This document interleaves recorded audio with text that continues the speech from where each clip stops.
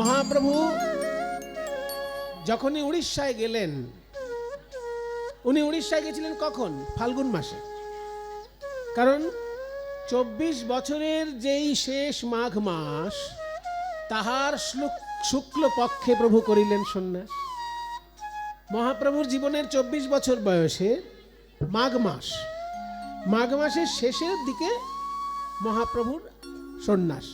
কিন্তু আমাদের যেটা প্রথাগত, বাংলার বৈষ্ণব ধর্মে প্রথাগত যে দিনটা ধরা হয় সেটা হচ্ছে পয়লা মাঘ। আসলে সেই সময় বোধ হয়, আমার যতদূর মনে হয়, সেটা গবেষকরা ভালো করে গবেষণা করে দেখবেন, হয়তো সেই সময় সৌর মাস আর চান্দ্র মাসটা এমনভাবে অবস্থান করেছিল যে পয়লা মাঘেই মাঘী পূর্ণিমার হয়তো পড়েছিল। এবার পূর্ণিমা হলে কথা কেন এত আস্তে, এই কোনটায় কোনটায় কথা হচ্ছে, আস্তে আস্তে একটু কষ্ট করে বসুন, অপরকেও বসার সুযোগ করে দিন, কিন্তু কথা বলবেন না, চিৎকার করবেন না। সৌর মাস আর চান্দ্র মাস, মাস দু রকমের হয়। পয়লা মাঘ থেকে 29শে মাঘ বা 30শে মাঘ যদি হয়, বা পয়লা ফাল্গুন থেকে 30শে ফাল্গুন, এই যে মাস, এই বাংলা তারিখ যেটা আমরা ধরি, এটা সৌর মাস। আর প্রতিপদ থেকে মানে পূর্ণিমার পরের দিন থেকে আবার আগের পূর্ণিমা পর্যন্ত, পূর্ণিমার পরের দিন তো অমাবস্যা পড়ে যাচ্ছে, মানে কৃষ্ণপক্ষ পড়ে যাচ্ছে, তাহলে কৃষ্ণপক্ষের প্রথম থেকে একদম শুক্লপক্ষের শেষ পর্যন্ত যে এক মাস, এই মাসটাকে বলা হয় চান্দ্র মাস। কারণ চাঁদের উদয় এবং চাঁদের উদয় ধরে এই মাসটা গণনা হয়। সেই জন্য তিথিযুক্ত যে মাস, তিথির মাস, সেটাকে চান্দ্র মাস বলে, আর তারিখের যে মাস সেটাকে সৌর মাস বলে। কাজেই হয়তো তিথি আসতে, বাঁশিটা একটু দূরে বাজে, একটু দূরে বাজে। সৌর মাস তাকেই বলে যেটা পয়লা থেকে মাসের শেষ তারিখ পর্যন্ত, আর চান্দ্র মাস হলো পূর্ণিমার পরের দিন থেকে একদম পূর্ণিমা পর্যন্ত যে মাসটা, চাঁদের জন্য যে মাস, সেটা চান্দ্র মাস। তাহলে 24 বছরের যেই শেষ মাঘ মাস, সেটা বোধহয় চান্দ্র হিসেবে বলা হয়েছে। এবার চান্দ্র হিসেবে বললে তাহলে পূর্ণিমায় মাস শেষ হচ্ছে, হয়তো সেই সময় মাঘী পূর্ণিমাটা পয়লা মাঘে পড়েছিল, এরকম হতেও পারে, সে চন্দ্র সূর্যের গতি অনুসারে। মানে আমাদের যে ট্র্যাডিশন, বৈষ্ণব ট্র্যাডিশন অনুসারে মহাপ্রভুর সন্ন্যাসটা ধরা হয় পয়লা মাঘ। আপনারা এখনও যদি কাটোয়ায় যান পয়লা মাঘে, তাহলে ওই একটা দিনেই 365 দিনের মধ্যে একটা মাত্র দিন ওইখানে মহাপ্রভুর বিগ্রহটাকে সন্ন্যাসী বেশে সাজানো হয়। আর 365 দিনের মধ্যে 364 দিনই রাজবেশ, অন্যান্য বেশ থাকে, কিন্তু সন্ন্যাস বেশটা শুধুমাত্র পয়লা মাঘ ওইখানে কাটোয়ায় সাজানো হয় মহাপ্রভুকে। ওই দিনটাই মহাপ্রভুর সন্ন্যাস তিথি বা সন্ন্যাস দিন ধরা হয়। তাই শাস্ত্র যে বলল, মাঘ 24 বৎসরের যেই শেষ মাঘ মাস, তার শুক্লপক্ষে প্রভু করিলেন সন্ন্যাস। সন্ন্যাস নিয়ে তিনি পুরী যেতে যেতে ফাল্গুন মাস হয়ে গেল। তো ফাল্গুন মাসে যখন তিনি পুরী পৌঁছলেন, ফাল্গুন মাসে যখন তিনি পুরীতে পৌঁছালেন, তার তো কয়েক মাস পরেই রথযাত্রা, কারণ রথযাত্রা তো আষাঢ় মাসে হবে। তাহলে চৈত্র, বৈশাখ, জ্যৈষ্ঠ, আষাঢ়, মাঝখানে 3টে মাস অপেক্ষা করলেই উনি কিন্তু রথযাত্রাটা দেখতে পেতেন। কিন্তু উনি রথযাত্রা দেখার জন্য বসে থাকলেন না। যখনই সার্বভৌম ভট্টাচার্যের মুখে রামানন্দ রায়ের প্রশংসা শুনলেন, অমনি মহাপ্রভুর আর তর সইল না যে না, আমি রথ এসেও পরে দেখতে পাবো, কিন্তু আগে আমার দক্ষিণ ভারতে যাওয়া দরকার, আগে আমার দক্ষিণ ভারতে যাওয়া দরকার। দক্ষিণ ভারতে গিয়ে আমি রামানন্দ রায়ের সঙ্গে আগে দেখা করব, তারপর আমার অন্য কিছু। কিন্তু রামানন্দ রায়কে শুধু দেখতে যাওয়ার তো তার লক্ষ্য নয়, পুরো দক্ষিণ ভারতে কোথায় কোথায় বৈষ্ণব তীর্থ আছে সবটাই তিনি দর্শন করেছিলেন। এবং দক্ষিণ ভারতটা পুরো ঘুরে আসতে মহাপ্রভুর সময় লেগে গেল 2 বছর। কারণ তিনি তো গাড়িতে যাচ্ছেন না, হেঁটে হেঁটে পদব্রজে যাচ্ছেন, সেই জন্য পুরো দক্ষিণ ভারতটা ঘুরতে মহাপ্রভুর 2 বছর সময় লেগেছে। আর বৈষ্ণব ধর্মের মূল সমস্ত বিষয়ই দক্ষিণ ভারতে। দক্ষিণ ভারতের বৈষ্ণব ধর্ম অত্যন্ত মূল্যবান এবং অত্যন্ত প্রামাণ্য, হ্যাঁ প্রমাণ স্বরূপ। কারণ 2000 বছর আগের তাদের গান বাজনা রয়েছে, বৈষ্ণব সঙ্গীত।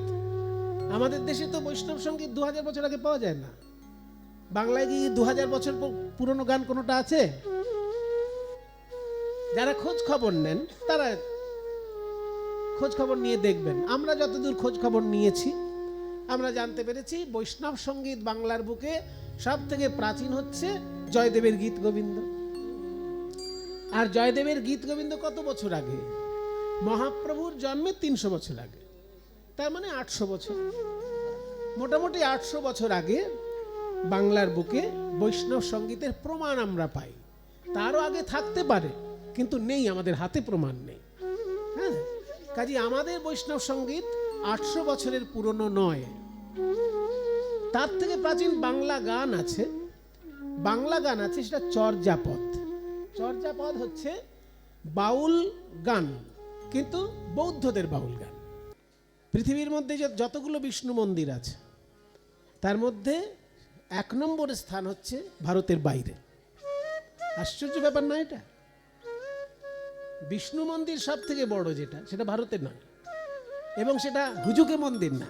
মানে 50-100 বছরের মধ্যে কেউ হুজুকে বানিয়ে দিয়েছে মন্দির, পয়সা আছে বলে মন্দির বানিয়ে দিয়েছে, সেরকম নয়। অনেক প্রাচীন মন্দির,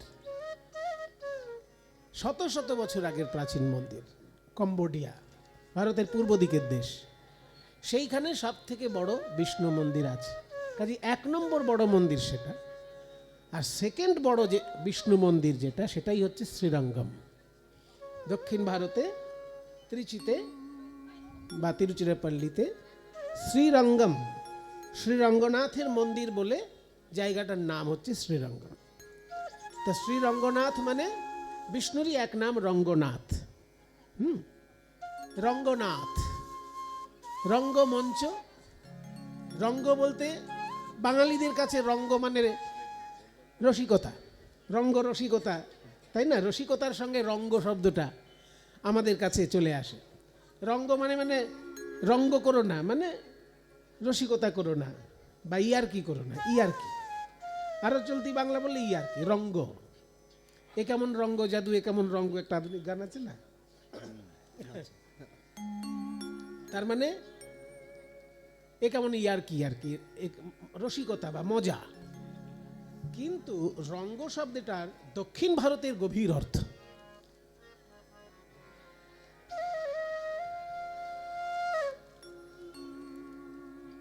দক্ষিণ ভারতের রঙ্গ শব্দটার অর্থ রঙ্গ রসিকতা নয়। সেখানে রঙ্গ শব্দের অর্থ হচ্ছে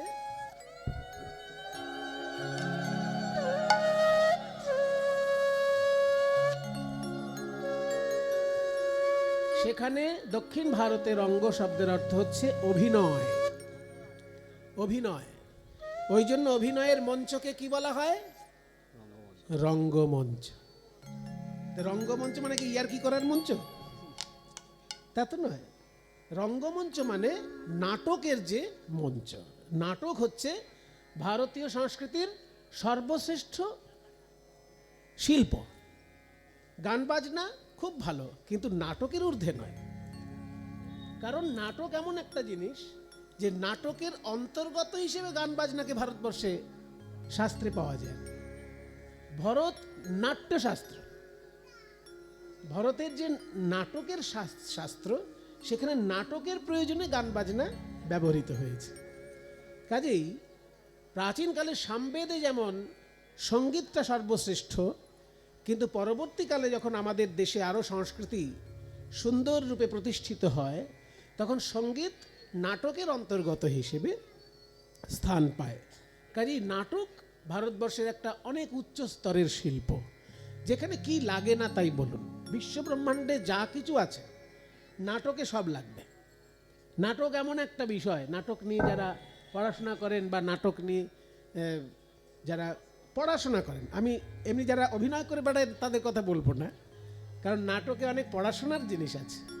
শুধু অভিনয় ঠং ঠং করো না, মাইকের সামনে ঠেকবে না। নাটকে কি কি লাগে? আমাদের যে গান বাজনা এবং নাচ, এই তিনটে জিনিসকে নিয়ে তো সঙ্গীত। এই তিনটে জিনিসকে নিয়ে সঙ্গীত। গীতং বাদ্যং চ নৃত্যং চ ত্রয়ং সঙ্গীতম উচ্যতে। আর সঙ্গীত নাটককে সহযোগিতা করে। সেই জন্য নাটকের অভিনয়ের মধ্যে গানও না লাগে, বাজনাও নাচ লাগে, নাচও লাগে। তিনটেই তাকে শিখতে হয়। তাকে ছবি আঁকা শিখতে হয়, তাকে অভিনয় শিখতে হয়, এবং মনস্তত্ত্ব। অভিনেতার কাছে সব থেকে কঠিন সাবজেক্ট যেটা, সেটা হচ্ছে মনস্তত্ত্ব। তাকে জানতে হয়। একজন ভিখিরি হলে তার ভাষা কেমন হবে, তার শরীরের আঙ্গিক কেমন হবে, আর একজন রাজা হলে তার ভাষা কেমন হবে, শরীরের আঙ্গিক কেমন হবে, অভিনেতাকে জানতে হয় এগুলো। আমাদের কীর্তন জগতে সব থেকে ভালো অভিনয় আমি যার দেখেছি, আমার মনে হয়েছে নিমাই ভারতী। উনি, হ্যাঁ,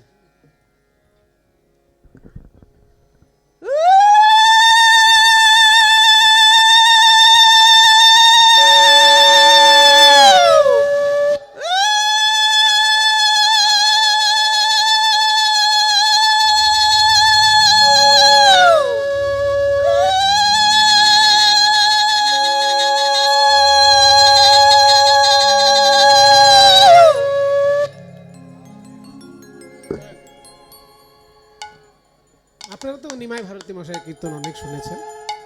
তিনি কীর্তন গাইতেন বটে, কিন্তু কীর্তনের মধ্যে তার প্রধান বিষয়টি নাটক ছিল।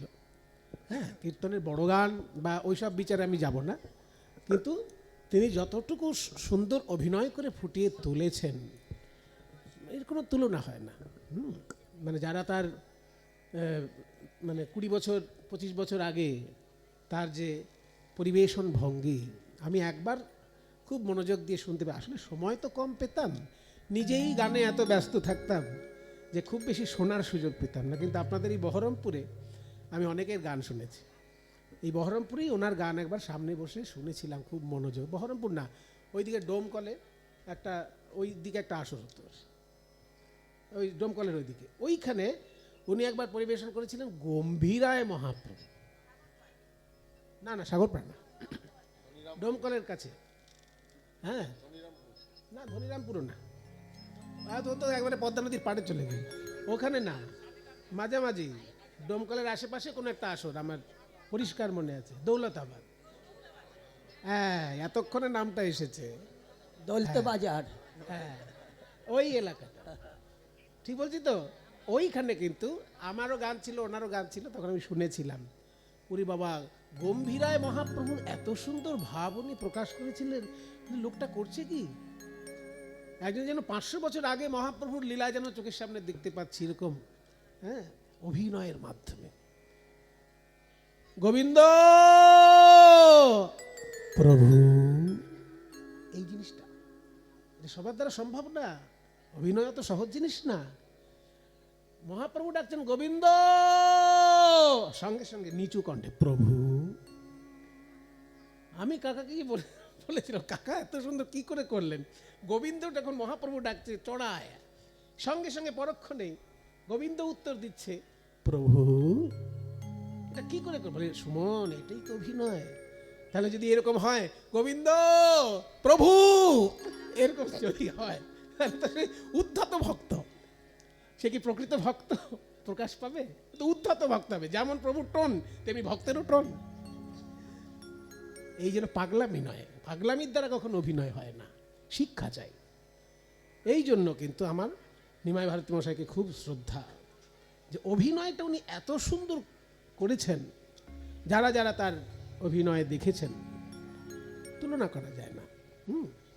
আর রথীন ঘোষের কায়দায় উনি গানগুলো করতেন। হ্যাঁ, আর অভিনয় মারাত্মক অভিনয়। ওই গম্ভীরায় গৌরাঙ্গ মহাপ্রভুর লীলাটি একবার শুনেছিলাম, মন ভরে গিয়েছিল একদম। মানে অভিনয়ের দ্বারা লীলাটাকে ফুটিয়ে তোলা। কাজেই ভারতের যে মূল শিক্ষা, তার মধ্যে নাট্য শিক্ষা একটা খুব কঠিন বিষয়, কঠিন এবং বিস্তৃত বিষয়। এমন জিনিস পৃথিবীতে নেই যে নাটকে লাগে না। নাটকে রসও লাগে, আবার হ্যাঁ কষও লাগে। হ্যাঁ, মানে নাটকের মধ্যে সাধুও হতে হবে, আবার চোরও হতে হবে, তাই না? সাধুও হতে হবে, চোরও হতে হবে, আবার গুন্ডাও হতে হবে। একটু আগে সাধুর চরিত্র করলো, এখন সে গুন্ডার চরিত্র করছে। খুব কঠিন ব্যাপার। তাই ভারতের যে সঙ্গীত শাস্ত্র, তার মধ্যে রামানন্দ রায় ছিলেন মহাপ্রভুর অত্যন্ত প্রিয় পার্ষদ। তিনি নাটক রচয়িতা। গোবিন্দ বল্লভ নাটকম, জগন্নাথ বল্লভ নাটকম, রামানন্দ রায়ের লেখা সেই নাটকটির জন্য মহাপ্রভু তাকে প্রচণ্ড ভালোবাসতেন। কিছু কিছু লোক বলতো উনি তো মেয়েদের গায়ে হাত দিয়ে মেয়েদেরকে সাজান, আর ওনাকে আপনি এত বড় ভক্ত বলে মনে করছেন? তখন বলছে, শোনো, রামানন্দের সঙ্গে অন্য কাউকে তুলনা করতে যেও না। সে মেয়েদের গায়ে হাত দিয়েও যদি মেয়েদেরকে সাজায়, তবুও তার যে শিল্পবোধ, তার যে ভক্তি, তার যে জ্ঞান, তার আশেপাশে কেউ আসতে পারবে না। ওই জন্য রামানন্দকে আমি খুব ভালোবাসি। মানে লোকে খোঁচা দিয়েও মহাপ্রভুকে ওনার বিরুদ্ধে কিছু করতে পারে না। খোঁচা দেওয়ার লোক সারা জীবনই আছে পৃথিবীতে, তাই না? পেছনে লাগা লোক। ওই রামানন্দকে মহাপ্রভু ভালোবাসছেন বলে লোকে এরকম বলছে, কি আপনি তো সন্ন্যাসী মানুষ, আপনি তো মেয়েদের গায়ে হাত দিয়ে মেয়েদেরকে সাজান, হ্যাঁ সেই লোকটা ভালো নাকি? তাহলে তোমরা ওকে চেনো না। ওর যা শাস্ত্রজ্ঞান, ওর যা শিল্প জ্ঞান, শাস্ত্র এবং শিল্প, সরস্বতী মায়ের তো দুটোই দিক, একদিকে শিল্প আর একদিকে শাস্ত্র। কাজে ওর যা শাস্ত্রজ্ঞান আর ওর যা শিল্প জ্ঞান, তোমাদের কারোর মধ্যে সেটা নেই। সেই জন্য ও আমার প্রিয় ছিল, ওর হাজার দোষ থাকলেও সে আমার প্রিয় হইল, কেউ তাকে অপ্রিয় করে তুলতে পারবে না। তা সেই জন্য বলছি যে এই নাটকের যে লেখা, রামানন্দ রায় দক্ষিণ ভারতের মানুষ, তিনি নাটকের মানুষ। আর এই গোপাল ভট্ট গোস্বামী সম্পর্কে আজকে আমরা জানব। গোপাল ভট্ট গোস্বামী কিন্তু দক্ষিণ ভারতের বিরাট বড় পণ্ডিত মানুষ। ওনার পাণ্ডিত্যের কোনো তুলনা হয় না। ওনার পাণ্ডিত্যের নিদর্শন যদি কেউ জানতে চান, তাহলে একটা গ্রন্থ চর্চা করতে বলবো। সেই গ্রন্থটির নাম হলো হরিভক্তি বিলাস। হরিভক্তি বিলাস নামটা শুনেছেন তো? বৈষ্ণব জগতে যদি কোনো আইনের বই থাকে, সেটার নাম হচ্ছে হরিভক্তি বিলাস। আইনের বইগুলো একটু মোটা মোটা হয় না? উকিল বাবুদের বাড়িতে গিয়ে দেখবেন, একদম দেয়াল ভর্তি মোটা মোটা বইতে ভর্তি আইনের বই। আইনের বই মানেই মোটা বই এবং খণ্ডে খণ্ডে প্রচুর খণ্ড থাকে। তা ঠিক তেমনি বৈষ্ণব জগতের আইনের গ্রন্থ যদি কোনোটা থাকে, অথেন্টিক বাংলার বৈষ্ণব ধর্মের সর্বশ্রেষ্ঠ যে নিয়ম কানুনের বই, সেটার নাম হচ্ছে হরিভক্তি বিলাস। এই হরিভক্তি বিলাসটি রচনা করেছেন দুজন মিলে, একজন নয়। যেমন ভারতের সংবিধান রচনা যারা করেছেন একজনের কম্য নয়। আম্বেদকর ছিলেন বটে, কিন্তু আরো অনেক পণ্ডিতের পাণ্ডিত্যের একটা মহাসম্মেলন ঘটেছিল, তবে ভারতের সংবিধান তৈরি হয়েছে। আম্বেদকর মহাশয়ের দায়িত্বটা অনেকটা বেশি ছিল। সেই জন্য একজনের লেখা নয় হরিভক্তি বিলাস। হরিবল হরিবল। হরিভক্তি বিলাস গ্রন্থটির মূল প্ল্যান প্রোগ্রাম যিনি করেছিলেন, তিনি হচ্ছেন সনাতন গোস্বামী পাদ। হরিবল হরিবল, ঠিক আছে বাবা, জয় গুরু জয় গুরু।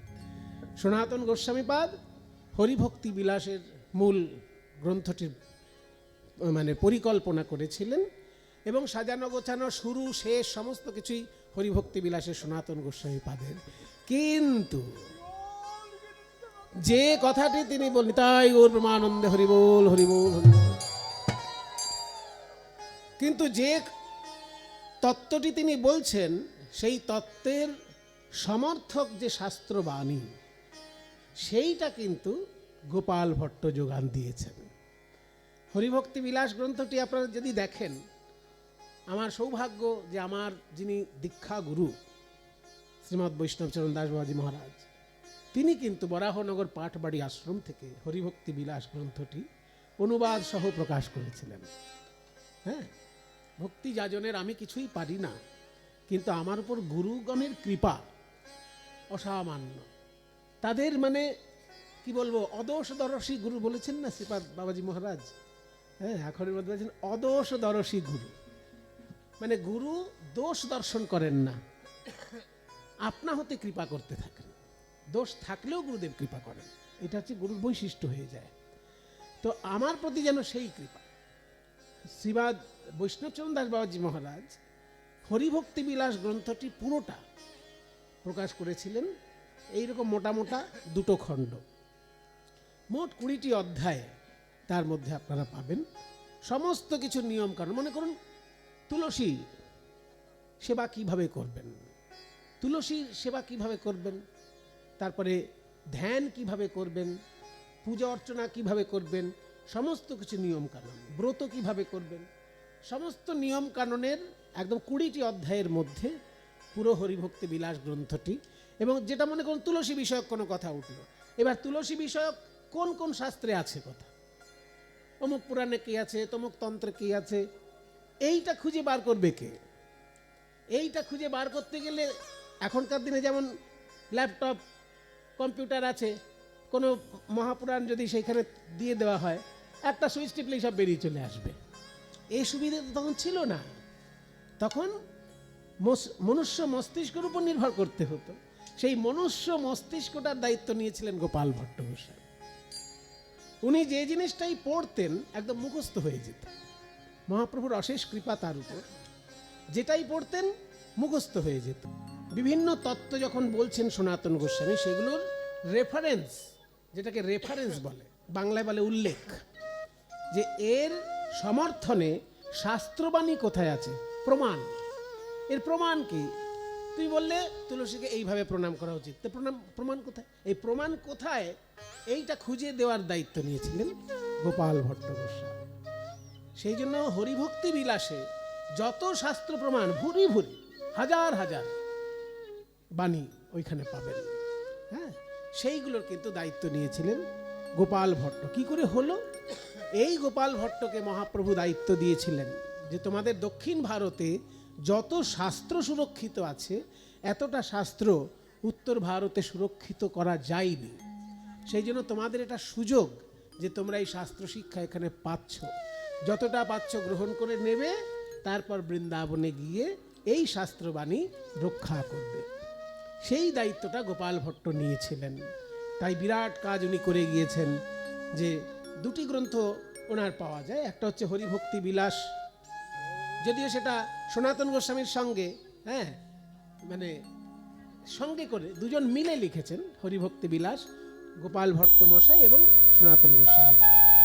আর শুধু গোপাল ভট্টের রচিত পাওয়া যায় সৎক্রিয়াসার দীপিকা বলে একটা বই পাওয়া যায়।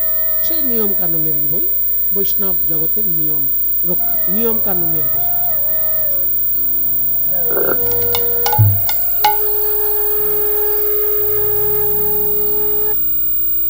তাই গোপাল ভট্ট সম্পর্কে আমরা একটু যাই দক্ষিণ ভারতে। চলুন। রাধা সমেতা কৃষ্ণ তাকে দেখতে নাক ঝিন, তাকে দেখতে নাক ঝিন, তাকে দেখতে নাক ঝিন, তাকে দেখতে রাধা নাক ঝিন, তাকে রাধা সমেত কৃষ্ণ, রাধা সমেত কৃষ্ণ, नंद गोपाल नवनीत चोर, नंद गोपाल नवनीत चोरा, नंद गोपाल नवनीत चोर, नंद गोपाल नवनीत चोरा, नंद गोपाल नवनीत चोर, नंद गोपाल नवनीत चोरा, नंद गोपाल नवनीत चोर, नंद गोपाल नवनीत चोरा, राधा समेत कृष्ण, राधा समेत कृष्ण, राधा कृष्ण, राधा समेत कृष्ण, राधा समेत कृष्ण, राधा समेत कृष्ण, कृष्ण, राधा समेत राधा समेत कृष्ण। দক্ষিণ ভারতে মহাপ্রভু চলেছেন। মহাপ্রভু যখন উড়িষ্যায় গেলেন, আপনারা জানেন যে মহাপ্রভু উড়িষ্যায় গিয়ে কিন্তু তার প্রথম লক্ষ্য রথযাত্রা দর্শন নয়। আমরা হলে কি করতাম, যে আগে রথ দেখব, কিন্তু মহাপ্রভু আপনারা আসরে মাঝে মাঝে আসবেন না, এতে অসুবিধে হচ্ছে। গানের শেষে যার যা দেবার আপনারা দেবেন, আর আমাকে না দিয়ে শঙ্করকে দেবেন। এটা আমার সকলের কাছে অনুরোধ, কারণ শঙ্কর এই যে অনুষ্ঠানটি করে সারা বছর ধরে, ও যতটুকু কাজ করে সেই কাজের সমস্তটাই গৌর গোবিন্দ সেবায় এখানে নিবেদন করে। এই রকম দেখা যায় না, এরকম কোথাও দেখা যায় না।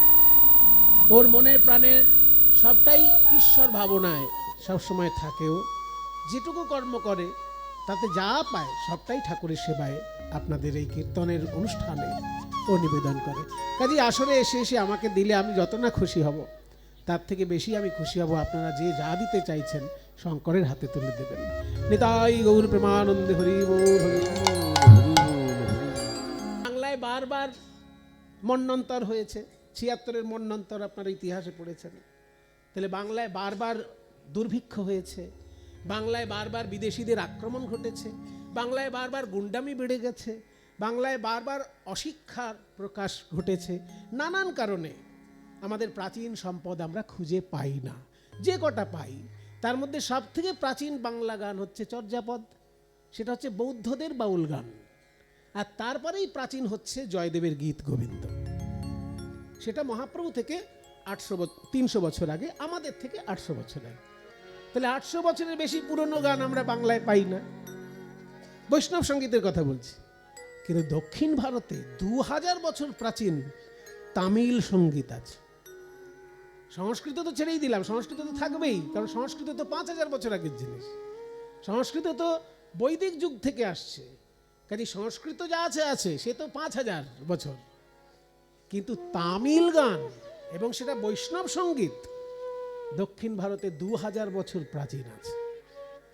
কাজেই ভাগবতের রস বলুন আর বিষ্ণু পুরাণের রস বলুন, এই সমস্ত রস দক্ষিণ ভারতে যতটা বেশি পরিমাণে উপলব্ধি হয়েছে, আমাদের এখানে আসতে অনেকটা দেরি হয়েছে। যার জন্য আপনারা শুনলে অবাক হবেন যে মহাপ্রভু দক্ষিণ ভারতে গিয়ে 2টো গ্রন্থ আমাদের জন্য তিনি নিজে লিখিয়ে এনেছিলেন। 2টি দুর্লভ গ্রন্থ দক্ষিণ ভারতে জনপ্রিয়, কিন্তু আমাদের দেশে তার লোকে নামই জানতো না। সেই দক্ষিণ ভারতে যে 2টি গ্রন্থ জনপ্রিয়, একটা তত্ত্বপূর্ণ আর একটা হচ্ছে রসপূর্ণ। তত্ত্বপূর্ণ গ্রন্থটি হচ্ছে ব্রহ্ম সংহিতা, যার প্রথম শ্লোকটা আপনাদের অনেকের মুখস্থ।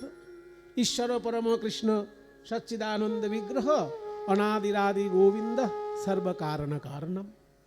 এই শ্লোক আপনাদের কীর্তন যারা বারবার শোনেন তাদের একদম মুখস্থ থাকার কথা। তাহলে এই শ্লোকটা হচ্ছে ব্রহ্ম সংহিতার প্রথম শ্লোক। এই ব্রহ্ম সংহিতা 100টা অধ্যায়ের গ্রন্থ বলে জানা যায়, কিন্তু এখন খুঁজে পাওয়া যায় না। সেই 100টা অধ্যায়ের মধ্যে 5ম অধ্যায়টি মহাপ্রভু ওখান থেকে লিখিয়ে এনেছিলেন, আর সেটাই টিকে গেছে। বাকিটা কোথায় হারিয়ে গেছে তার ঠিক নেই। মহাপ্রভু যেটা এনেছিলেন লিখিয়ে, সেটাই টিকে গেছে, বাকি অধ্যায়গুলো আর খুঁজে পাওয়া যায় না। ব্রহ্ম সংহিতার 5ম অধ্যায়টাই আমরা সবাই পাঠ করার সুযোগ পাই মহাপ্রভুর জন্য। আর একটি গ্রন্থ উনি লিখিয়ে এনেছিলেন, যেটা বিল্বমঙ্গলের লেখা শ্রীকৃষ্ণ কর্ণামৃতম। কি মিষ্টি মিষ্টি শ্লোক, কৃষ্ণ সম্পর্কে এত মিষ্টি মিষ্টি শ্লোক সেইখানে আছে বিল্বমঙ্গলের।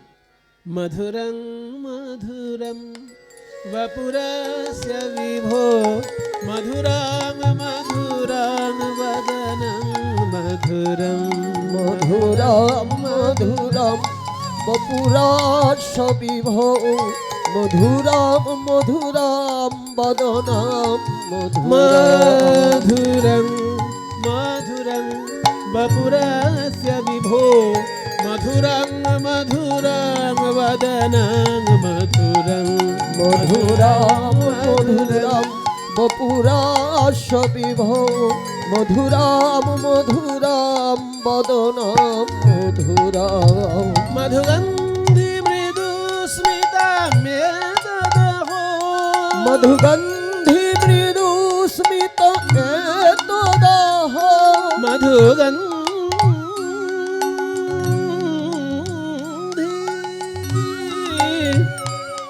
মধুগন্ধি মৃদু স্মিতা মে দদেহ মধুগন্ধি মৃদু স্মিত এতদাহ মধুরং মধুরং বদনং মধুরং মধুরম মধুরম মধুরম মধুরম মধুরম মধুরম বপুরাশ বিভো মধুরম মধুরম বদনম মধুরম। আহা, কি সুন্দর না শ্লোকটা। মধুরাং মধুরাং বাপু অস্য বিভো, অস্য বিভো মানে এই প্রভুর, এই যে আমার কৃষ্ণ প্রভু, আমার এই কৃষ্ণ প্রভুর বপুটি মধুর মধুর। দুবার মধুর বলল। দুবার মধুর কেন বলল? না, যার নাম এত মধুর তার শ্রী অঙ্গ নিশ্চয়ই দুবার মধুর বলতে হবে। ওই যে চণ্ডীদাস বলেছেন না যে কৃষ্ণ নাম এত মধুর, না জানি কতে মধু শ্যাম নামে আছে গো, না জানি কতে মধু শ্যাম নামে আছে গো আমার বদন ছাড়িতে নাহি পারে, নাহি পারে গো আমার বদন ছাড়িতে নাহি পারে। এখন জপিতে জপিতে নাম অবশ করিলে গো, জপিতে জপিতে নাম অবশ করিলে গো। কেমনে পাইব আমি তারে, বলো কেমনে পাইব আমি তারে। এই কথাটি বললেন যে জপিতে জপিতে নাম অবশ্য করিলে গো, কেমনে পাইব আমি তারে। এর পরেই যে কথাটি বলছেন চণ্ডীদাস, নাম পর তাপে যার ওই ছন করিলে গো, অঙ্গের পরশে কি বা হয়। যার নামেই আমার এমন পাগল পারা অবস্থা, যার নামেই আমার ঘরে থাকা সম্ভব হচ্ছে না, তাহলে তার শ্রী অঙ্গ, তার শ্রী চরণ যদি একবার স্পর্শ করতে পারে আমার তাহলে কি হবে। নাম পরতাপে যার ওই ছন করল গো, নাম পরতাপে যার ওই ছন করল গো। নাম পরতাপে যার ওই ছন করল গো, নাম পরতাপে যার ওই ছন করল গো। অঙ্গের পরশে কি বা হয় সখী রে, অঙ্গের পরশে কি বা হয় সখী রে। কানাই বন্দ্যোপাধ্যায় সুর। অঙ্গের পরশে কি বা সখী,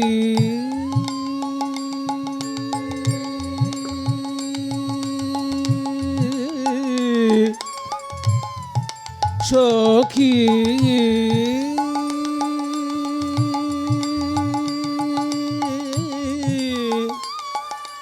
সখী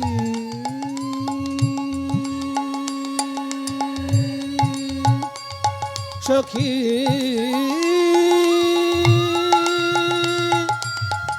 সখী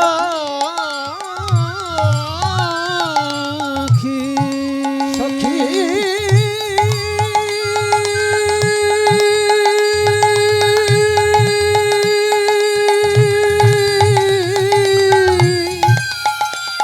সখী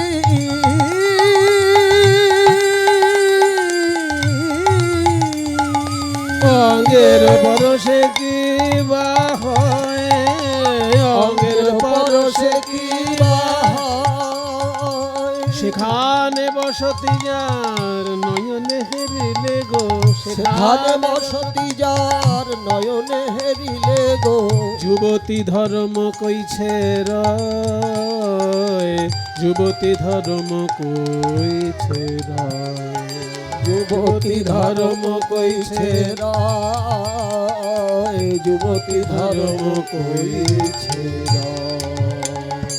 এই যে আমাদের বোন যাচ্ছে থালা নিয়ে আপনাদের কাছে, যে যেমন পারবেন প্রাণ ভরে এই খানাকার কীর্তনের সেবার জন্য, গৌর গোবিন্দ সেবার জন্য এই থালায় প্রাণ ভরে সবাই দেবেন।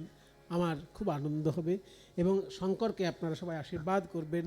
ও যেভাবে ভক্তি নিয়ে সারা বছর পরিশ্রম করে কাজ করে তার সমস্তটা দিয়ে গৌর গোবিন্দ সেবার কীর্তন করছে, এর কোনো তুলনা হয় না।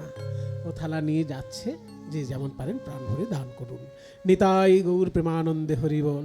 ইথে কি অবলা বাঁচে, ইথে কি অবলা বাঁচে, বল ললিতা বল বিশাখা, ইথে কি অবলা বাঁচে, বল ললিতা বল বিশাখা, ইথে কি অবলা বাঁচে, বল ললিতা বল বিশাখা, ইথে কি অবলা বাঁচে, বল ললিতা বল বিশাখা, ইথে কি অবলা বাঁচে। যুবতী ধর্ম কইছে রয়, যুবতী ধর্ম কইছে রয়, যুবতী ধর্ম কইছে রায়, যুবতী ধর্ম কইছে। এখন পাশরিতে চাহি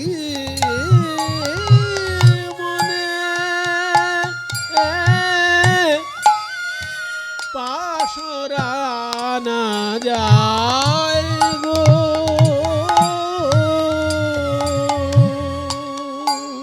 আমি কি করিব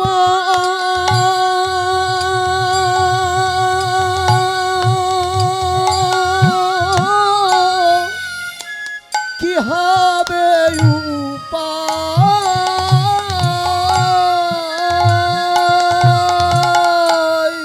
কি করিব কি হবে উপায়। তাই কহে দ্বিজ চণ্ডী দাসে,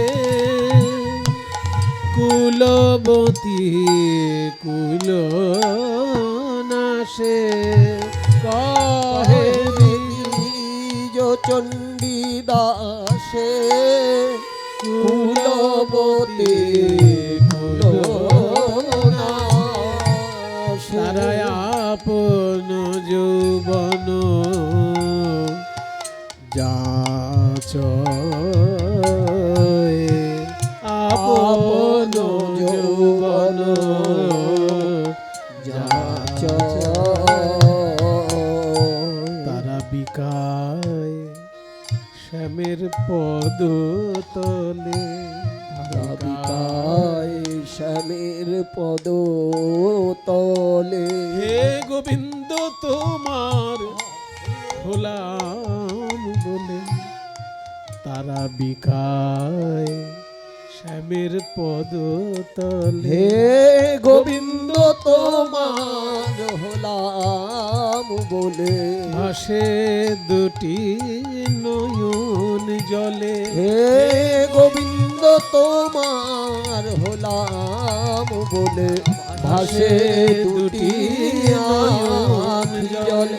হে গোবিন্দ তোমার হলাম বলে, তারা বিকায় শ্যামের পদ তলে। কহে দ্বিজ চণ্ডী দাসে, চণ্ডী দাসে, কুলবতী কুল নাশে, আপন যৌবন যাচ, আপন যৌবন যাচ। তাহলে চণ্ডীদাস ঠাকুরের পদে আমরা শুনলাম কৃষ্ণ নাম শুনে রাধারানী বলছেন, যার নামে এত মধু, তার শ্রীচরণ যদি স্পর্শ করা যায় না জানি কত আনন্দ। সেই জন্য বিল্বমঙ্গল বলছেন মধুরং মধুরং বপুঃ, বপুটার ক্ষেত্রে দুবার মধু। এবার বলছে বদনং মধুরম, সেখানে আবার তিনবার মধুর বলল। কেন না শ্রী অঙ্গের মধ্যে সব থেকে দেখতে সুন্দর কোন অংশটা? বদন মণ্ডল। এই বদনমণ্ডলটা সব থেকে সুন্দর দেখতে বলে এক্ষেত্রে আবার দুবার বলে আশা মিটল না, 3 বার। মধুরং মধুরং বদনং মধুরম, আগে দুবার মধুর আর বদনটা বলার পর একবার মধুর, 3 বার মধুর বদনটার ক্ষেত্রে। তাহলে মধুরং মধুরং বপুরস্য বিভো মধুরং মধুরং বদনং মধুরম। আবার বলছে বদনমণ্ডলের মধ্যে আরো বেশি মিষ্টি কোন জায়গাটা না, যেখানটায় বাঁশি বাজে, তাই তো? বাঁশি যে জায়গাটায় বাজে সেখানে ভিতরের থেকে হাওয়া বেরিয়ে এসে বাঁশিতে সুরে অমৃত পরিণত হয়। যারা বাঁশি বাজায় তাদের বাঁশির ভেতর থেকে অমৃত বেরোয়, আর যারা কণ্ঠে গান করে তাদের কণ্ঠ থেকে অমৃত বেরোয়। অমৃতই তো, সুরটা অমৃত। সেটা স্বরযন্ত্রে বেরোতে পারে কিংবা বাঁশির যন্ত্রে বেরোতে পারে। ওই জন্য আমার মনে হয় যে বিষকে যদি অমৃত করার কোনো একটা পদ্ধতি থাকে সেটা হচ্ছে সঙ্গীত। দেখে নিন, মিলিয়ে নিন আপনারা আমার কথাটা সত্যি কি না। বিষকে অমৃত করা খুব কঠিন ব্যাপার। ডাক্তাররা পারে বিষকে অমৃত করতে, কারণ কোন কোন রোগে শুনেছি সাপের বিষ নাকি কাজে লাগে। কারোর যদি সাপের বিষ ঢুকে যায় তাহলে তো মরে যাবে তো। কিন্তু ডাক্তাররা এমন কায়দা করে বিষটাকে ওষুধে পরিণত করে যে সাপের বিষটাও কারণ ওষুধ হিসেবে অমৃতের কাজ করছে। তাহলে ডাক্তাররা যেমন বিজ্ঞানের মধ্যে দিয়ে বিষকে অমৃত করছে, তেমনি এই সঙ্গীত মানে কণ্ঠসঙ্গীত এবং বাঁশি, এই দুটোর কথা আমি বলবো, অন্যটার আমি বলবো না। বাঁশি আর কণ্ঠসঙ্গীত ছাড়া আমি বলবো না, অন্যটার আমি বলবো না এই জন্য যে বিষ অমৃতে পরিণত হচ্ছে কি না সেটা বাঁশি আর কণ্ঠসঙ্গীতে প্রমাণিত। অন্য জায়গায় প্রমাণিত কিনা আমার জানা নেই। বাঁশি আর কণ্ঠসঙ্গীতে প্রমাণিত কেন না, আমরা যে হাওয়াটা ছাড়ছি সে হাওয়াটা কি? হ্যাঁ, কার্বন ডাই অক্সাইড কিনা। নিচ্ছি আমরা অক্সিজেন আর ছাড়ছি কার্বন ডাই অক্সাইড। তাহলে কার্বন ডাই অক্সাইড যদি বেরিয়ে আসছে শরীরের ভিতর থেকে সেটা তো বিষ। গাছের পক্ষে অমৃত, আমার কাছে তো বিষ। জীবজন্তুর কাছে তো বিষ নাকি? গাছের কাছে আবার কার্বন ডাই অক্সাইডটাই অমৃত, তাই না? তারা কার্বন ডাই অক্সাইড নিচ্ছে, অক্সিজেন ত্যাগ করছে, আর আমরা অক্সিজেন নিচ্ছি, কার্বন ডাই অক্সাইড ছাড়ছি। তাহলে আমাদের কাছে কার্বন ডাই অক্সাইডটা বিষ, কিন্তু যখনই সেটা স্বরযন্ত্রে সুর হয়ে বেরোচ্ছে অমনি অমৃত হয়ে বেরোচ্ছে।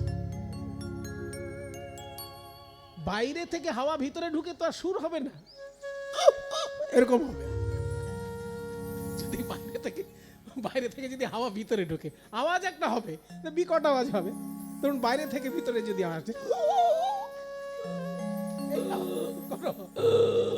ওরে ভাবে তবে গরুর মতো বেরোচ্ছে। তাহলে যদি বাইরে থেকে হাওয়া ভিতরে ঢুকে আওয়াজ বার করতে চান তা সেটা বিকট আওয়াজ হচ্ছে, অমৃত হচ্ছে না।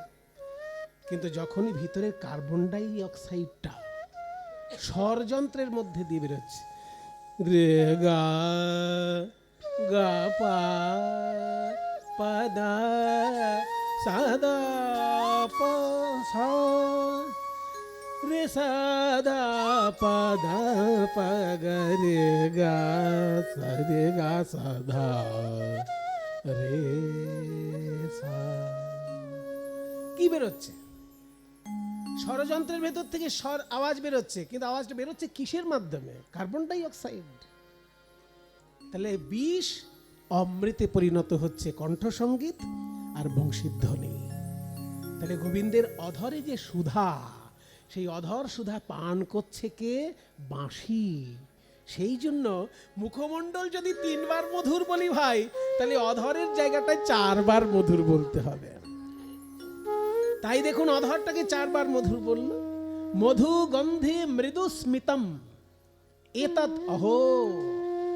মধুগন্ধি মানে মধু গন্ধযুক্ত, মৃদু স্মিত এই যে মিষ্টি হাসি যে অধরে প্রকাশ পাচ্ছে।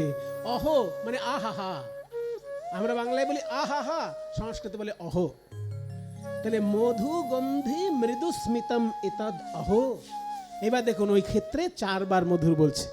মধুরং মধুরং মধুরং মধুরং মধুরং মধুরং মধুরং মধুরং মধুরং মধুরং বপুরস্য বিভো মধুরং মধুরং বদনং মধুরং মধুরম মধুরম বপুরস্য বিভো মধুরম মধুরম বদনম মধুরম।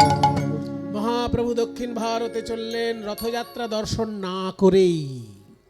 এতটাই দক্ষিণ ভারতের প্রতি তার শ্রদ্ধাবোধ, এতটাই দক্ষিণ ভারতের প্রতি তার আকর্ষণ, এতটাই দক্ষিণ ভারতের বৈষ্ণবাচার্যগণের প্রতি তার ভক্তি যে জগন্নাথের রথযাত্রা দর্শন তিনি পিছিয়ে দিলেন, যে ওটা পরে হবে, আগে আমি দক্ষিণ ভারতে যাই, ভক্ত দর্শন এবং তীর্থ দর্শন করব। তাই দক্ষিণ ভারতে গিয়ে গোদাবরী নদী তীরে রামানন্দ রায়ের সঙ্গে মিলন হলো। তারপর আরো এগিয়ে চললেন আরো দক্ষিণে, এই যে তিরুচিরাপল্লী বা ত্রিচি, এইখানের যে প্রধান শহর, একটি মন্দিরকে কেন্দ্র করে, মন্দিরটির নাম শ্রী রঙ্গনাথ।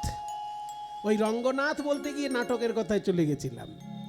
রঙ্গ মানে এখানে মজা বা ইয়ার্কি ঠাট্টা নয়, এখানে রঙ্গ মানে নাটক। সারা বিশ্ব ব্রহ্মাণ্ডে নাটক চলছে। শেক্সপিয়ার বলেছেন না, all the world's stage and all men and women are merely players. সারা বিশ্ব ব্রহ্মাণ্ড একটা নাট্য রঙ্গমঞ্চ, এখানে সবাই অভিনয় করছে। এই যে দেখুন, আমি অভিনয় করছি কীর্তন গায়কের, রাজদীপ অভিনয় করছে শ্রীখোল বাদকের, আপনারা এখন অভিনয় করছেন শ্রোতার। যার যা কাজ বাড়িতে করবেন, কেউ মা, কেউ স্ত্রী, কেউ কন্যা, যেটাই আপনি আছেন অভিনয় করছেন। এই গোটা অভিনয় যিনি পরিচালনা করছেন, সেই ডিরেক্টর, তিনি হচ্ছেন ভগবান শ্রীকৃষ্ণ, তিনি হচ্ছেন বিষ্ণু। তাই দক্ষিণ ভারতের রঙ্গনাথ মন্দিরের বিষ্ণুকে এই নাটকের ডিরেক্টর হিসেবে দেখা হয়। বিশ্ব ব্রহ্মাণ্ড একটা নাটক, সেই নাটকে তিনি ডিরেক্টর, সেই জন্য রঙ্গনাথ। সেই জন্য বিষ্ণুর নাম সেইখানে রঙ্গনাথ। রঙ্গনাথের মন্দির বলে ওই জায়গাটিরই নাম হয়ে গেছে শ্রীরঙ্গম। সেই শ্রীরঙ্গমে মহাপ্রভু গেলেন, কারণ সেইখান জায়গাটা হচ্ছে শ্রী বৈষ্ণব সম্প্রদায়ের সব থেকে বড় আখড়া, শ্রী বৈষ্ণব সম্প্রদায়ের সব থেকে বড় আচার এবং বিচার কেন্দ্র। তাদের যত সূক্ষ্মাতি সূক্ষ্ম বৈষ্ণব আচার এবং সূক্ষ্মাতি সূক্ষ্ম বৈষ্ণব বিচার, তার প্রধান তীর্থস্থান হচ্ছে শ্রীরঙ্গম। শ্রী রামানুজাচার্যের প্রতিষ্ঠিত যে বৈষ্ণব ভাবনা এখনো একভাবে চলছে। সারা পৃথিবী কত রকমের কত কি ভাবনা করছে, কিন্তু ওখানে শুদ্ধতা এখনো এক রকমের রয়েছে। মহাপ্রভুর যুগে যেমন ছিল, তার থেকেও 500 বছর আগে যেমন ছিল, তার থেকে 500 বছর পরেও একই রকম আছে। সেই জন্য মহাপ্রভু ওই জায়গাটিকে প্রচণ্ড শ্রদ্ধা করেন। কিন্তু আপনারা শুনলে অবাক হবেন, ওই জায়গাটাও বিদেশি আক্রমণ থেকে রক্ষা পায়নি। যখন পশ্চিম থেকে মুসলমান রাজারা এসে ভারতবর্ষে বিভিন্ন জায়গায় মন্দির ভাঙছেন, ভারতীয় সংস্কৃতিকে গুড়িয়ে দিয়ে আরবের মরুভূমি বানাবেন ভেবেছিলেন, কিন্তু তারা তো জানে না ভারতবর্ষের সংস্কৃতি একদম পাথরের মতন শক্ত সংস্কৃতি। মন্দির ভেঙে ফেলে, মন্দির গুড়িয়ে দিয়ে সেখানে আরেকটা মসজিদ বানিয়ে দিয়ে কখনো ভারতবর্ষের সংস্কৃতিকে ধ্বংস করা যায় না।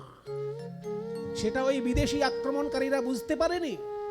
তাই উত্তর ভারতের বড় বড় ধর্মস্থান তারা ভেঙে মসজিদ বানিয়েছে। রাম জন্মস্থানের মন্দির ভেঙে মসজিদ বানিয়েছে, শ্রীকৃষ্ণ জন্মস্থানের মন্দির ভেঙে মসজিদ বানিয়েছে, বেনারসে শিব ঠাকুরের মন্দির ভেঙে মসজিদ বানিয়েছে, আবার ওদিকে মধ্যপ্রদেশে সরস্বতীর মন্দির ভেঙেও সেখানে মসজিদ বানিয়েছে। সোমনাথ মন্দির ভেঙে মসজিদ বানাতে চেষ্টা করেছিল, পারেনি। সেই জন্য সোমনাথ মন্দির, ভাঙা মন্দিরটা পড়েই আছে, তার পাশে বিরাট বড় মন্দির বানানো হয়েছে, সোমনাথ মন্দির, গুজরাটে। সেই জন্য পাকিস্তানে মুলতান যেখানে, সেখানে শ্রীকৃষ্ণের, তাড়াতাড়ি পড়ান, সেখানে শ্রীকৃষ্ণের মন্দির আছে, ছিল, স্বয়ং শ্রীকৃষ্ণের পৌত্র বানিয়েছিলেন, কিন্তু সেটাও ভেঙে সেখানে বিরাট মসজিদ। এখন পাকিস্তানে মুলতানে যদি কখনো বেড়াতে যান, কেউ যেতে চায় না, কে বাবা জঙ্গিদের খপ্পরে গিয়ে পড়বে ওখানে। তাই না? জঙ্গিদের জায়গায় কে বাবা গিয়ে খালি খালি বোম ফাটবে কোথায় তার ঠিক নেই, হ্যাঁ, কেউ চায় না। কিন্তু যদি কোনোদিন চাকরি সূত্রে বা কোনো কাজের চাপে পড়ে মুলতানে কেউ যান, দেখবেন বিরাট মসজিদ আছে, মন্দির ভেঙেই বানানো। ওইখানে বিরাট সূর্য মন্দির ছিল, কৃষ্ণের পৌত্রের বানানো, সেই মন্দির ভেঙেই সেটা মসজিদ বানানো, মুলতানের মসজিদ পাকিস্তানে। কাজেই তারা কিন্তু উত্তর ভারতের প্রচুর মন্দির ভেঙে মসজিদ বানিয়েছিলেন, দক্ষিণ ভারতে সেই কর্মটি তারা করতে পারেননি। চেষ্টা করেছেন। দক্ষিণ ভারতের মন্দিরগুলো এতই শক্তপোক্ত, পাহাড়ের মতো এক একটা মন্দির, যে ভাঙতে গিয়ে তারা হাজার চেষ্টা করেও পারেনি। ওই জন্য দক্ষিণ ভারতের মন্দিরগুলো আক্রমণ সহ্য করেও দাঁড়িয়ে রয়েছে। শ্রীরঙ্গমে যদি কোনোদিন যান, সেইখানকার মানুষের কাছে ইতিহাস শুনবেন, আলাউদ্দিন খিলজি লোক পাঠিয়েছিল ওই মন্দির ভাঙার জন্য।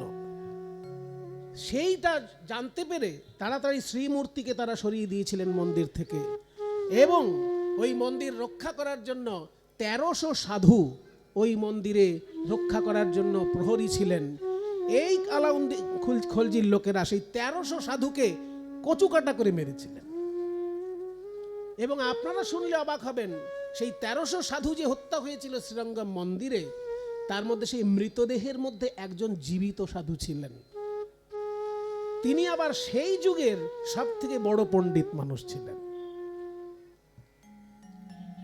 তিনি, তার নাম বেঙ্কটনাথ, তার নাম বেঙ্কটনাথ, হ্যাঁ, বেদান্ত দেশিক। দেশিক শব্দের অর্থ হচ্ছে শিক্ষক, মানে উপদেশ যিনি দেন, উপদেশ যিনি দেন তাকে বলে দেশিক। সেটা গুরু হতে পারে, আচার্য হতে পারে, শিক্ষক হতে পারে। ওই জন্য বিশ্বভারতীতে আগে একটা উপাধি দেওয়া হতো, দেশিকোত্তম। দেশিক মানে উপদেশকারী, অর্থাৎ তিনি গুরুও হতে পারেন, আচার্য হতে পারেন, শিক্ষকও হতে পারেন। এই জন্য আচার্যকে বলা হয় দেশিক। তো বেদান্ত দেশিক ওনার নাম ছিল, বেঙ্কটনাথ বেদান্ত দেশিক। উনি প্রায় 150 গ্রন্থ রচনা করেছিলেন। আমি সংগ্রহ করতে পেরেছি প্রায় 70-80টা মতন। 150টা গ্রন্থ সংগ্রহ করা সম্ভব নয়, অনেকগুলি হারিয়ে গেছে। আর বেশ কিছু তামিল গ্রন্থ, সবগুলো তার ট্রান্সলেট হয়নি। যে কটা ট্রান্সলেট হয়েছে ইংরেজিতে, সেইগুলো আমি কিনেছি। প্রায় 36টা তার তামিল গ্রন্থ ইংরেজিতে ট্রান্সলেশন পাওয়া যায়, সেইটা আমি কিনেছি। তো বেদান্ত দেশিকের গ্রন্থ সংখ্যা 150। সেই বেদান্ত দেশিক ওই 1300 সাধুর মৃত সাধুদের স্তূপের মধ্যে উনি পড়েছিলেন কি না, রামানুজাচার্যের ব্যাখ্যাটাকে বুকে ধরে। বেদান্ত দর্শনের যে রামানুজাচার্যের শ্রীভাষ্য আর শ্রীভাষ্যের যে শ্রুত প্রকাশিকা টিকা, এটা দুর্লভ গ্রন্থ। ওইটা যদি ওই বেটারা পুড়িয়ে দেয় তাহলে কিন্তু শেষ হয়ে যাবে, কারণ তার দ্বিতীয় কোনো কপি ছিল না তখন। সেই জন্য যাতে বেটারা পুড়িয়ে দিতে না পারে, সেই জন্য ওই বেদান্ত দেশিক মৃতদেহ স্তূপের মধ্যে মরার মতন পড়েছিলেন 1 সপ্তাহ। এসব সত্যিকারের ইতিহাস, এগুলো লোকে জানে না।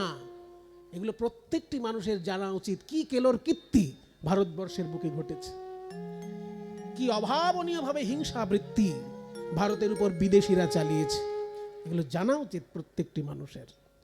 1300 সাধুর মৃত দেহ স্তূপের মধ্যে মৃত সেজে পড়েছিলেন বেদান্ত দেশিক। তিনি মরে যাননি, কিন্তু 1300 মৃতদেহের মধ্যে তিনি পড়েছিলেন। সেই শ্রীভাষ্যের যে ব্যাখ্যা, শ্রুত প্রকাশিকা টিকা, সেই টিকাটাকে বুকে ধরে তিনি পড়েছিলেন সেইখানে। তারপর যখন 1 সপ্তাহ ধরে দেখা গেল কেউ আর আক্রমণ কেউ আর মারপিট করতে আসছে না, তখন আলাউদ্দিন খিলজি বললেন, চলে এসো, ওখানে আর মারপিট করার দরকার নেই। ওই যে চলে গেল। তারপর মৃতদেহগুলো সরাতে সরাতে জ্যান্ত বেদান্ত দেশিক সেখান থেকে বেরিয়ে এলেন। আবার বৈষ্ণব ধর্ম তিনি প্রতিষ্ঠা করলেন সেই শ্রীরঙ্গ মন্দির। এই হচ্ছে শ্রীরঙ্গমের ইতিহাস। সেইখানে কিন্তু মন্দির ভেঙে মসজিদ বানানোর ক্ষমতা হয়নি ওই বেটাদের, ক্ষমতা হয়নি। উত্তর ভারতে অনেকগুলো মন্দির ভেঙে মসজিদ বানিয়েছে, কিন্তু দক্ষিণ ভারতে সে কেলোর কীর্তিটা করা সম্ভব হয়নি। সেই জন্য দক্ষিণ ভারতে পাহাড়ের মতন এক একটা মন্দির দাঁড়িয়ে রয়েছে। তার মধ্যে সব থেকে বড় বিষ্ণু মন্দির, যেটা সেটাই শ্রীরঙ্গম, সেই জায়গাটাই গোপাল ভট্টের জন্মস্থান, 6 গোস্বামীর 1 গোস্বামী। জয় রূপ সনাতন ভট্ট ঘুনা ঘুনা শ্রীজীব গোপাল ভট্ট দাস রঘুনা। এই 6 গোসাঁয়ের করি চরণ বন্দন, তাহা হইতে বিঘ্ন নাশ অভীষ্ট পূরণ। এই 6 গোসাই যাবে ব্রজে কইলেন বাস, রাধা কৃষ্ণের নিত্য লীলা করিলেন প্রকাশ। এই 6 গোসাই যাবে করুণা করিবে, রোজে রাধা কৃষ্ণ সেবা অবশ্য পাইবে। শ্রীরঙ্গম মন্দিরে মহাপ্রভু এসে যখন প্রণাম করলেন, সেই মন্দিরের সর্বশ্রেষ্ঠ পূজারী তিনি হলেন বেঙ্কট ভট্ট।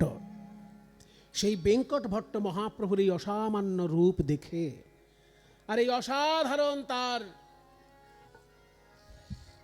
লীলা বিগ্রহ দর্শন করে বললেন, আপনি কি সন্ন্যাসী? তাহলে দয়া করে আমার গৃহে আপনি অতিথি হয়ে থাকুন। চৈতন্যদেব বললেন, আপনার মতন পূজারীর ঘরে আমি যদি অতিথি হতে পারি এ তো আমার সৌভাগ্য। তাই বেঙ্কট ভট্টের বাড়িতে মহাপ্রভু অতিথি হয়ে থাকলেন। বেঙ্কট ভট্টের সঙ্গে মহাপ্রভুর শাস্ত্র আলোচনা হয়েছিল। বেঙ্কট ভট্ট বললেন যে আমার উপাস্য শ্রী বিষ্ণু, লক্ষ্মী জনার্দন আমার উপাস্য, তিনি হলেন রঙ্গনাথ। রঙ্গ মানে নাটক, নাটকের যিনি নাথ অর্থাৎ ডিরেক্টর, এই বিশ্ব ব্রহ্মাণ্ড একটা নাটক, তার পরিচালক হচ্ছেন তিনি। আমাদের বাংলায় একটা গান আছে না, ভবরঙ্গ মঞ্চ মাঝে নটের নট নটবর হরি, যারে যা সাজান সে তাই সাজে। কি সুন্দর! এই ভবরঙ্গ মঞ্চ মাঝে নটের নট নটবর হরি, যারে যা সাজান সে তাই সাজে। এ মায়া প্রপঞ্চময়, এ মায়া প্রপঞ্চময়। এই ভবরঙ্গ মঞ্চ মাঝে নটের নট নটবর হরি, যারে যা সাজান সে তাই সাজে। মায়া প্রপঞ্চময়, মায়া প্রপঞ্চময়। বলছে না হইলে কর্ম শেষ, আমি কত যাব আর কত আসব, সংসেজে সংসার মাঝে কত হাসব কত কাঁদব। না হইলে কর্ম শেষ, কতই যাব আর কতই আসব,